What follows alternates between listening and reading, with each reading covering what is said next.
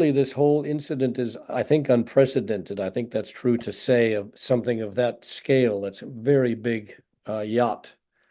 And at sea, what happens is one thing happens which leads to another and becomes a chain of events that ends in a catastrophe. And that's probably what happened here. The weather side of it, obviously, was sort of the catalyst.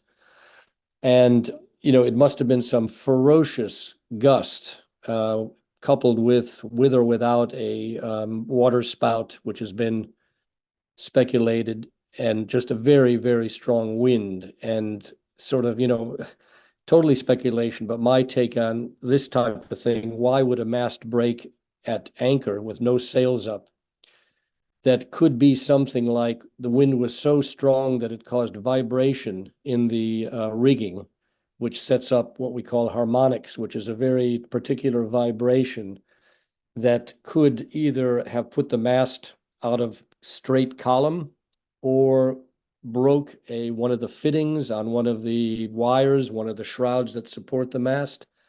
And it only takes one of these pins or fittings to break, and then the mast becomes unsupported and falls over the side.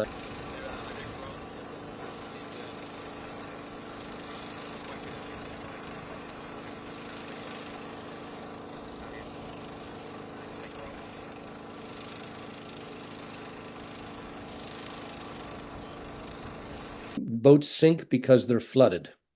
They fill with water. That's the only way that thing could go down. Was a massive flooding situation. And if you look at the boat, I saw pictures of it, and very big glass side windows on the pilot house, which, if that boat was smashed to the water very hard, those windows could have given way.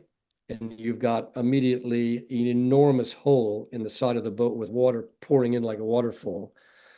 Possibly also the aft deck doors may have not been secured, because when you're at anchor, even if it's blowing with a storm in the Mediterranean, you rarely shut the whole boat down, because nobody expects something like this to happen.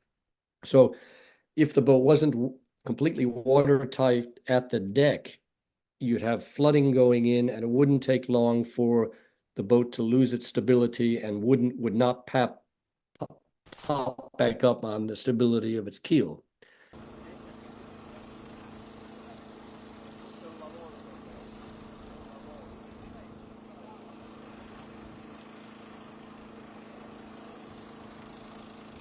When you're at anchor, most people don't close the watertight doors, because people are, trafficking in between cabins and the main saloon and various parts of the boat.